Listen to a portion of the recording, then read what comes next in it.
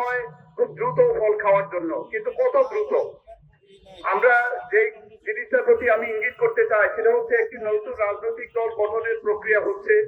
আমরা সেই নতুন রাজনৈতিক দলকে স্বাগত জানাই।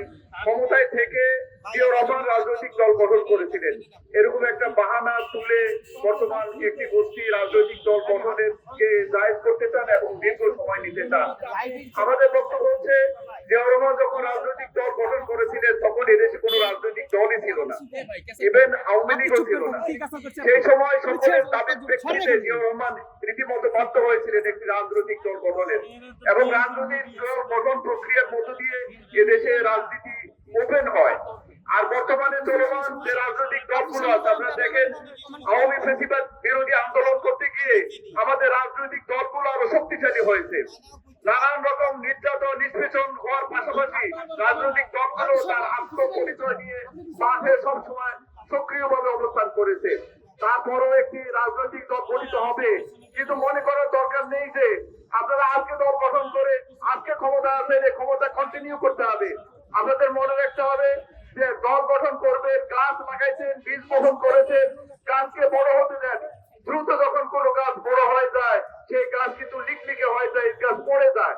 কিন্তু যখন একটা শক্ত ভিত্তির উপর একটি দল দাঁড়িয়ে যায়, একটি সময় নিয়ে দাঁড়ায়, তখন সেই দলটি শক্তিশালী হয়।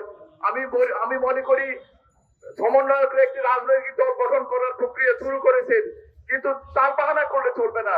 যেমন অন্তর্বর্তীকালীন সরকারকে চাপসি করতেছেন যে নির্বাচনকে বিলম্বিত করার জন্য। এই যে একটি আপনারা জানেন যে স্বৈরাচার বিরোধী আন্দোলন হয়েছে শুধু এই কারণে যে জনগণের ভোটাধিকার ছিল না। জনগণ তাদের ভোটাধিকার, নাগরিক অধিকার প্রয়োগ করে তাদের প্রতিনিধি নির্বাচন করার সুযোগ পায় নাই। সেই ক্ষেত্রে আমরা একটি গণঅভ্যুত্থান হয়েছে, এমন সকল শ্রেণী পেশার মানুষ তাতে অংশগ্রহণ করেছে।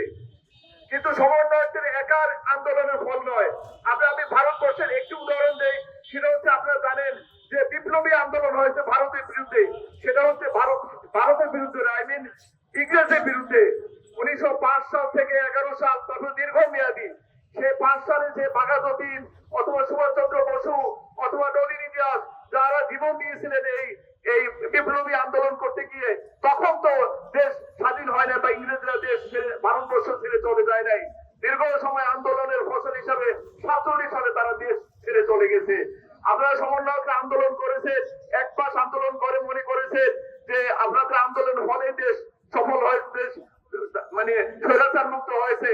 কিন্তু মনে রাখতে হবে বিপ্লবীরা যে আন্দোলন করেছে, বিএনপি যে দীর্ঘ 17 বছর ধরে আন্দোলন করেছে, রাজপথে যারা আন্দোলন করেছে, এই আন্দোলন করতে করতে এক জায়গায় গিয়ে সফল হয়েছে এবং স্বৈরাচার মনে করেছে যে আর দেশে থাকা সম্ভব নয়। সুতরাং আমি বলবো যে এটা 1 মাসের আন্দোলনের ফসল নয়। আপনারা রাজনৈতিক দল গঠন করুন, সেটা নিয়েও কারো আপত্তি নেই, কিন্তু সেই রাজনৈতিক দলকে এখনই কিংস পার্টি বানিয়ে ক্ষমতা কন্টিনিউ করতে হবে, এই ধারণা বাদ দিন। আপনাদের শুভবুদ্ধির উদয় হোক এবং দেশে একটি গণতান্ত্রিক ব্যবস্থা প্রতিষ্ঠিত হোক। অনেক ধন্যবাদ আপনাদের সবাইকে। আরেকটা কথা বলছি, মনে রাখতে হবে স্বাভাবিক সরকারের মতো এই সরকারও কিন্তু সাংবিধানিক ভাবে বৈধ সরকার নয়। এই বৈধ এরা তখনই বৈধ হবে যখন গণতান্ত্রিক ভাবে নির্বাচিত সরকার তাদের বৈধতা দিবেন। সে কারণে আমি বলছি আপনাদেরকে এই কথা মাথায় রেখেই